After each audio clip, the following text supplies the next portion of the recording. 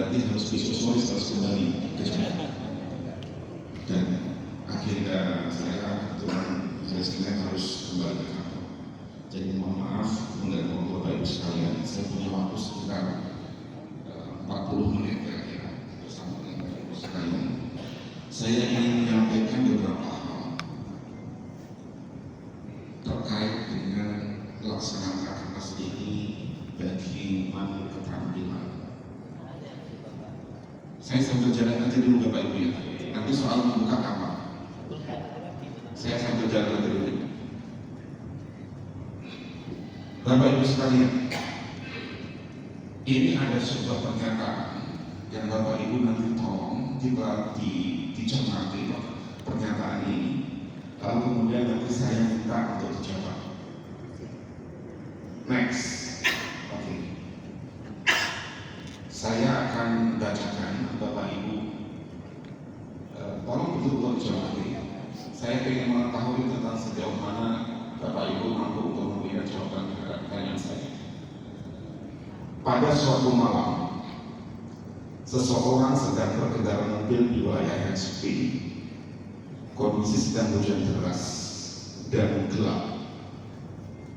Di tengah perjalanan, dia berhenti karena melihat ada 3 orang di bawah pohon menunggu tumpangan. Sementara mobil yang digunakan kecil dan penuh dengan barang bawaan elektronik, sehingga hanya ada 1 tempat duduk. Oke, sudah dipahami? Oke. Pertanyaannya adalah next, lanjut. Oke.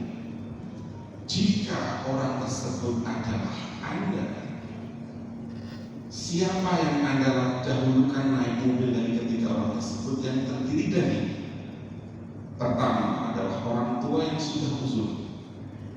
Yang ketiga, seseorang yang pernah sangat berjasa saat Anda mengalami musibah. Dan yang ketiga, teman lama yang sudah sangat Anda rindukan bertemu untuk berbincang bisnis yang menjanjikan. Siapa yang bisa menjawab? Ya oke, saya sambil jalan Bapak Ibu ya. Oke, alasannya apa?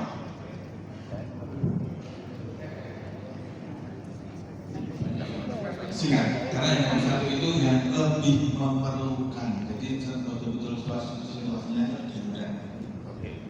Kalau jawabannya sama, tolong tidak usah jawab lagi. Oke. Oke, biar panitia silakan. Yang nomor 1. Karena yang nomor 1. Iya, berarti jawabnya sama. Oke.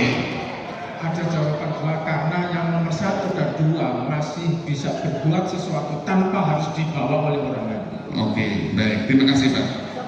Baik, berarti jawabannya tadi berbeda dengan alasannya. Oke ya. Baik, ada lagi Pak yang berbeda? Silakan Pak. Bapak boleh lari, nah biar sehat.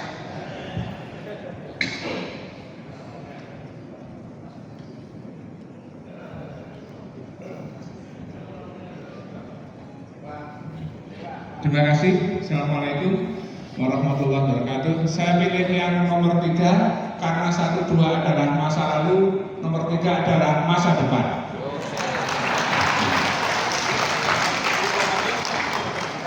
Baik, masih ada lagi yang berbeda? Oke, yang belakang Pak, yang belakang. Kalau saya pilih nomor 2 Pak. Kenapa? Filosofinya kalau pesawat yang didahulukan selamatkan itu adalah yang anak kecil dulu Pak. Kita orang tua baru menyusul. Orang tua menyusul. Iya. Kalau orang tuanya kedinginan gimana? Itu filosofinya dari pesawat seperti itu Pak. Ya, yang dipakai pelampung duluan itu udah anak kecil dulu Pak. Baik, terima kasih Pak. Terima kasih. Ada lagi? Silakan Pak. Silakan, ini Pak Kapit dari Kaltara. Ya, yang pengen punya Kang Ice nggak jadi-jadi. Siap, terima kasih Pak Tio. Saya singkat saja. Saya milih nomor 1. Kebetulan yang di bawah pohon itu adalah ibu saya. Terima kasih. Oke. Ada lagi yang berbeda?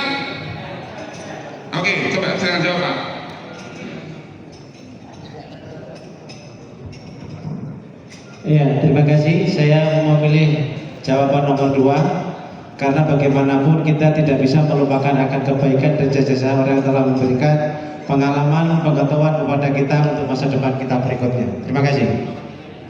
Oke, berarti Bapak nggak punya empati sama orang tua ya? Iya. Untuk masa depan bangsa, Pak. Oke. Oke. Baik, selesai. Ibu-ibu ada? Oke, satu lagi ibu-ibu. Mungkin ada perspektif yang beda. Terima kasih. Kalau saya memilih ketiga-tiganya saya selamatkan. Caranya, kan ada satu tempat duduk. Itu kan mobil cuma full dengan elektronik. Yang 2 yang masih muda kan bisa pangkul elektronik. Mungkin yang penting mereka diselamatkan juga. Buat saya selamatkan. Baik. Baik Bapak Ibu sekalian.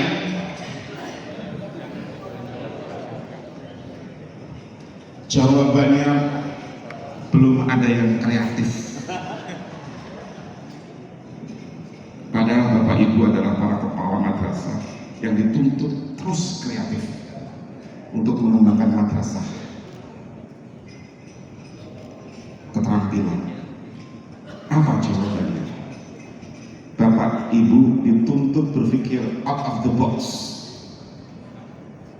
Jangan melihat dari apa yang dibaca, apa yang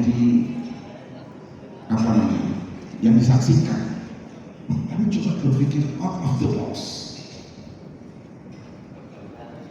Bahkan kalau perlu no box, nggak perlu ada kotaknya. Bagaimana caranya, Bapak Ibu sekalian? Jawaban kreatif dan out of the box.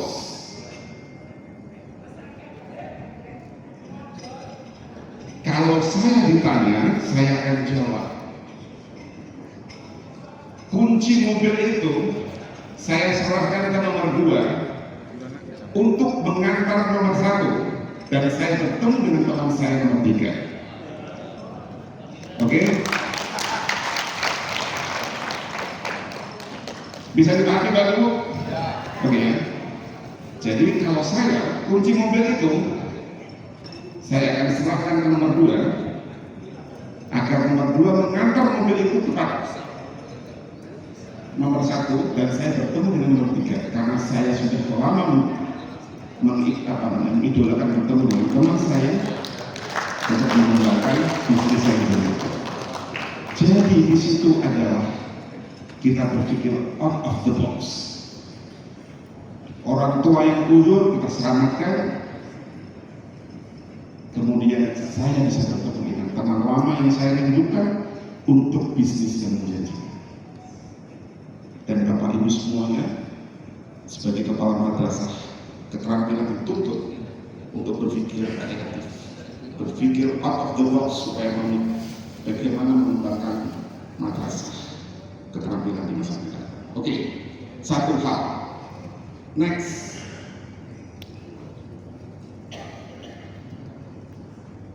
Sejarawan asal Inggris Arnold J. Toynbee memiliki sebuah teori yang sangat menarik, yaitu namanya creative minority theory atau teori minoritas kreatif. Jadi peradaban besar tidak pernah dibangun oleh orang banyak, tetapi oleh mereka yang memiliki kreativitas tinggi meskipun dalam jumlah yang sedikit.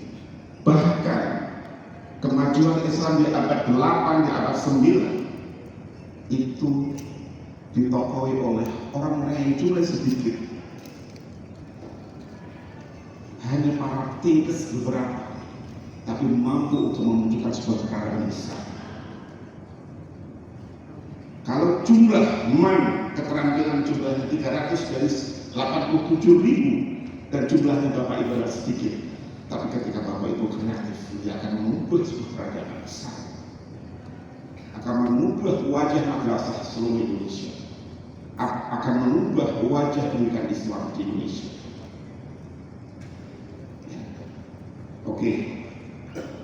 Dan orang-orang yang kreatif, meskipun dengan keterbatasan, meskipun dengan segala keterdesakan, bahkan pada saat di mana banyak orang melakukan kesalahan atau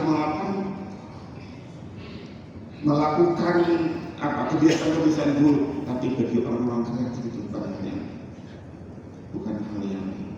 menghambat untuk terus berkembang. Oke, next. Kita menyaksikan video ini Bapak Ibu ya.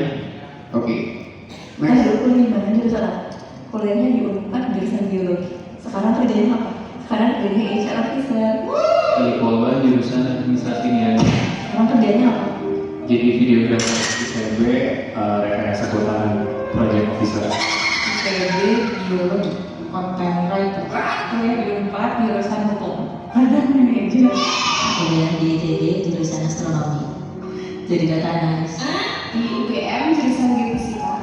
Seminar monitoring and evaluation officer. Di Teknologi Bandung jurusannya teknik sipil, transportasi di data analis.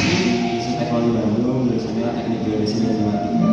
Data analis Universitas Pasundan jurusan ilmu komunikasi dan jurnalistik. Sekarang bekerja sebagai data analis. Di ITB jurusan farmasi klinik dan komunitas. Sekarang jadi produk manager. Wow. Di UPS jurusan development. Sekarang kerjanya jadi apa? Product manager.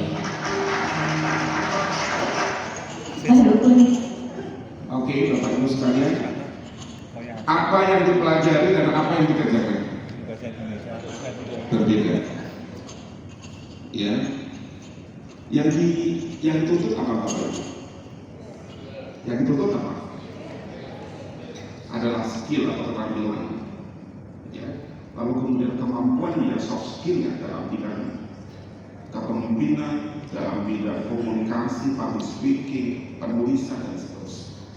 Dan Bapak Ibu boleh dan bisa mengembangkan keadaan diri kita di wilayah ini. Ya. Oke, next. Tadi dulu nih gimana? Saya ingin menunjukkan kawan saya. Namanya nih. Jadi fakta menunjukkan bahwa dunia kerja saat ini cenderung membutuhkan SDM atau alumni yang memiliki kemampuan soft skill dan portofolio pengalaman kerja. Ini contohnya, saya punya teman namanya Ahmad Muhibbuddin, alumni Fakultas Usuluddin jurusan Tafsir Hadis UIN Syarif Hidayatullah Jakarta. Kerjaannya apa Bapak Ibu sekalian? Next, kerjaannya